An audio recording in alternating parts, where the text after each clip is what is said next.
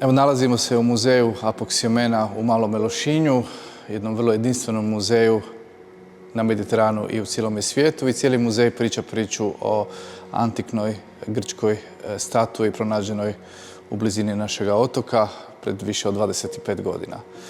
Muzej je vrlo neobičan, netradicionalno zamišljen. Cijeli muzej, cijela zgrada priča priču upravo o samo jednoj umjetnini. Takvih muzeja zapravo ima vrlo malo u blizini na svijetu i u Europi. I s obzirom da smo vrlo neobični kao muzej, svaka prostorija, svaki prostor prije dolaska do prostorije gdje se nalazi statua ima neku svoju priču, ima neku svoju simboliku. Crna soba ili prva prostorija ovog našega muzeja je također puna simbolike, a simbolizira dubinu mora gdje je kip boravio 2000 godina, a u ovoj prostoriji zapravo možemo doznati apsolutno sve detalje o samom kipu od prvog dana kad je pronađen do danas kad se nalazi u našem muzeju. Kip inače predstavlja grčkog atletu iz 2. stoljeća prije Krista koji čisti svoje tijelo nakon sportskih natjecanja, a čisti ga jednom strugalicom koju je držao u desnoj ruci i čisti ga iz razloga što su se grčki atlete pred više od 2000 godina čistili nakon natjecanja, s obzirom da su se natjecali nagi, mazali su svoja tijela maslinovim uljem i nakon sportskih natjecanja su čistili svoje tijelo. I samo ime Apoksiomenos dolazi od korijena riječi koji u prijevodu iz grčkoga na hrvatski ili srpski jezik znači onaj koji se čisti ili onaj koji se struže. Danas u svijetu postoje 8 kipova Apoksiomena, od kojih je 3 djelomično očuvano, a 5 cjelovito očuvanih, a upravo jedan od tih 5 cjelovito očuvanih kipova se nalazi ovdje kod nas na otoku i kad se komparira sa ostalih 5 cjelovito očuvanih, Lošinjski kip je definitivno u najboljem stanju očuvan. Lošinjski kip je 1997. godine sasvim slučajno nađen od strane belgijskog turista koji je često dolazio na naš otok. Gospodin se bavio podvodnom fotografijom, ronio je i tijekom svog ronjenja naišao na zapravo ovakav prizor. Ne shvaćajući odmah u startu da je naišao na statu neprocjenjive vrijednosti, 2 godine malo razmišljao o tome što učiniti sa pronalaskom, da bi ipak 1999. godine službenim kanalima preko veleposlanstva Kraljevine Belgije prijavio pronalazak i vrlo kratko nakon pronalaska se kip izvukao iz mora. Kip je nađen na južnom dijelu otoka Lošinja, koji se jako lijepo vidi na ovoj mapi ovdje. Nađen je kod malog otoka koji mi zovemo Vele Oriule i nalazio se na dubini od 45 metara dubine. Nakon izvlačenja kipa započinje dugogodišnja restauracija koja je odrađena u Hrvatskom restauratorskom zavodu u Zagrebu.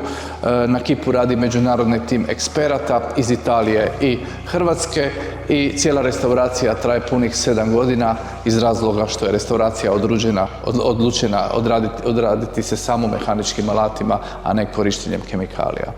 I evo, nakon završetka restauracije 2006. godine, naš kip započinje svjetsku turneju, biva izlagan u velikim svjetskim muzejima, počevši od Louvra u Parizu, British Museum London, Paul Getty Los Angeles, Firenze itd., da bi nakon 10 godina putovanja vratio se k nama na otok, u naš muzej koji je tada bio pripremljen i završen za primitak same statue.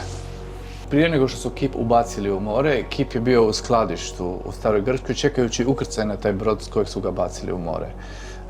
U tom periodu dok je kip ležao u tom skladištu, mali miševi su ušli u statu i živjeli su jedan period i tijekom tog perioda unijeli su jako puno organskih materijala. Između ostalog izgradili su svoje gnjezdo, unijeli su puno biljčica i travčica i sve te travčice i biljčice su pronađene u kasnim istraživanjima kipa za vrijeme restauracije.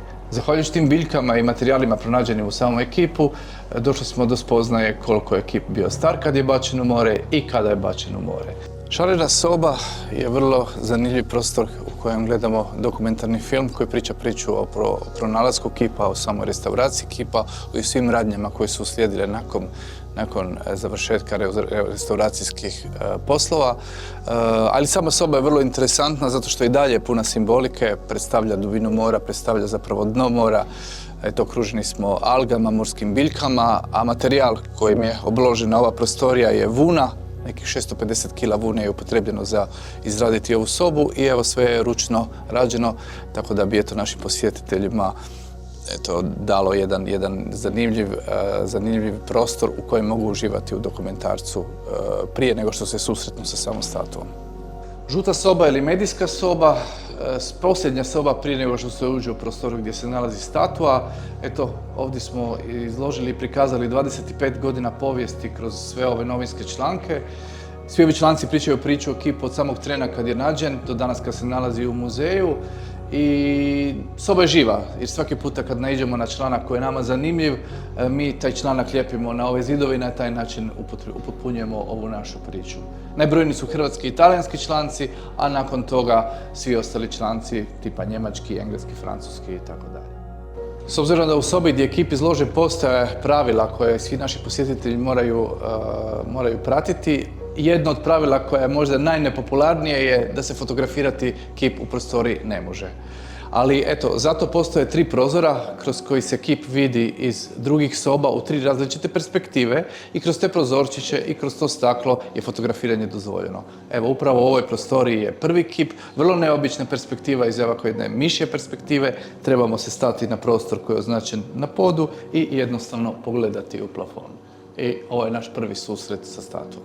Pa posljednja faza posjete našeg muzeja je zapravo ova prekrasna prostorija Kaleidoskopa, gdje se svi naši posjetitelji vraćaju u realnost, opuštajući se uz zanimljivu i mirnu muziku, a ovdje gore po ovim stepenicama kad se popnu imaju prekrasan pogled na naš mali grad, na našu luku i samim time vraćaju se u 21. stoljeće.